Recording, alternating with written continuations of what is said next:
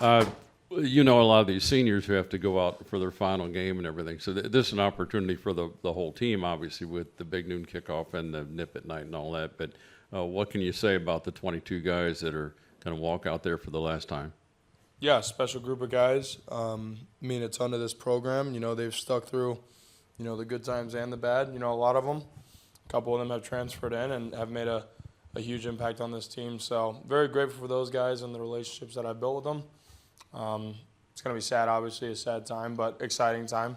You know, one last nip at night for these guys and, you know, hopefully send them out the right way. Coach said BYU is expecting to deploy a lot of man. Again, do you change your mindset? Do you just play looser, or how do you build confidence through this week heading into that game, knowing you're facing kind of a similar challenge? You know, we kind of expected it. We expect, you know, from the Utah game on, kind of what we were going to get. And, you know, going back, there's a couple of decisions I want back. But overall, I thought, you know, decision-making for the most part was pretty good. Some unfortunate, you know, mishaps and a couple of missed throws. But, you know, at the end of the day, it's just you just got to go out there and cut loose, and whatever happens, happens. And, you know, we got to attack that with that mindset this week and, you know, leave it all out there. And I think we'll like what the result is at the end of the day. Brendan, obviously, Saturday night is the first nip at night in 2 years. You haven't got to experience it yet yourself, but what have you heard about the environment on Saturday night? Obviously, big noon kickoff, top 10 team. What have you heard about the environment for Saturday? Yeah, I've heard that it's, you know, obviously a great environment, and with big noon, should be a really good time. So should be really loud. Got a really good team coming in here. We're a really good team, so we got to find a way to, you know, battle and find a way to win this one for the fans. Should be a really good environment, and would definitely be a fun one and a big one for us. So my eyesight's good enough to read your shirt there, Bear Raid. Is there any significance to that by chance, given Mr. Bachmeyer? And just tell me about him. You guys are kind of similar.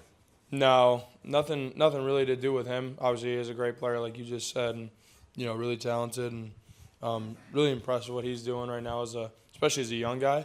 But no, we just joked about it in the offseason about being an air raid offense, and then somebody had thought of the bear raid, so then we just started to roll with it. But nothing really too significant about it. Definitely nothing to do with those guys, but definitely excited for the opportunity ahead. Brendan, I want to ask you about the human side of this, because the last two games you've had some struggles which pale in comparison to what you did through the first 8 games of this season. How much do you think about how last year the season kind of unraveled through the last month of the season, and how has Coach Satterfield helped you, like, understand this is a new season, this is a new team, to not let it happen again this season? That just goes back to off season. You know, we had lost, you know, similar to the last week. You know, we lost a close one that we had a chance to win. And, you know, going back to last season, that happened pretty much the entire way down the stretch. But we got to find a way to not let it affect us, not even let that thought creep into our mind, and finish out the season strong. We're still, you know, in a much better situation than we were last year. So we just got to go out and cut loose and just have fun and make the most of this opportunity. You know, there's only limited opportunities left for a lot of these guys, so we got to go out there and make the most of it. How's the ankle? The ankle's actually in a pretty good spot, so obviously it got rolled up on, but being a pretty good spot to do whatever I need to do on Saturday. I'm assuming there was no chance you were going to come out? No, especially whenever, you know, Aaron had taped it up like he did. So, you know, props to him. They did a good job of getting me ready to go back out there. Obviously it was pretty painful, but was able to get the game finished. Can you explain how a running back like Evan Pryor can help you guys against man? Like, is that just someone you can give the ball to and make plays and maybe get a first down, or is there anything else that he can specifically help with? It's really just that, you know, just an experienced guy that's obviously been in this situation for a few years now, and knows kind of like what we expect, and like you just said, another playmaker that can go out there and help us find ways to move the chains and put points on the board. Obviously, speaking on BYU's defense, another top defensive team in the country, led by Jack Kelly, the linebacker, with 7 sacks on the season. What stands out to you about this defense, Brendan?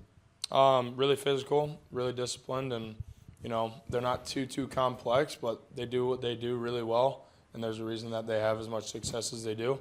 And, you know, they got a bunch of talented guys that go out there and play hard and physical. So, going to be a really tough challenge for us, but we're excited for it. Last two, Scott and Keegan. Hate to let you go without a Joe Royer question.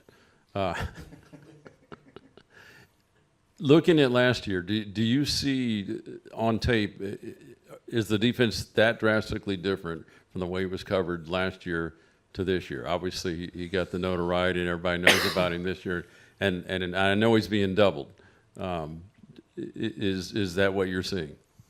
You know, even if teams are trying to take him away, we still got to find a way to get him the ball. And we all know that in this building, and we're going to find a way to try to continue to get him the ball. It's also just a matter of we got to get the pass game going in general. I've said it the past few weeks, but it's not like we're producing really as a pass game right now in general. We got to find a way to get him the ball to help us get that going.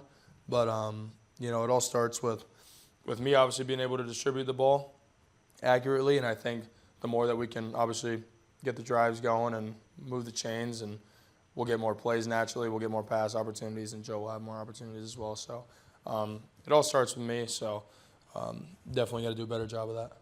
How much are you challenging yourself as a leader to lead guys on offense, but also guys on both sides of the ball through this and try to finish 9-3, because 9-3 is a lot better than 7-5. Technically. Yeah, I agree with you there. That's, you know, maybe the smartest thing you've ever said, Keegan. So, you know, we just got to go out there and like I said, just have fun. You know, whenever this team's playing free and, you know, we're out there playing for each other, we're a pretty good team. So, and we look back at the losses that we have had, and it's just, you know, us shooting ourselves in the foot a lot. So if we find a way to clean up those mistakes, I think we'll like where we are at the end of the year. But really, we just got to go out there and cut loose and play free and, you know, just go out there and have fun. I think we'll like where we are.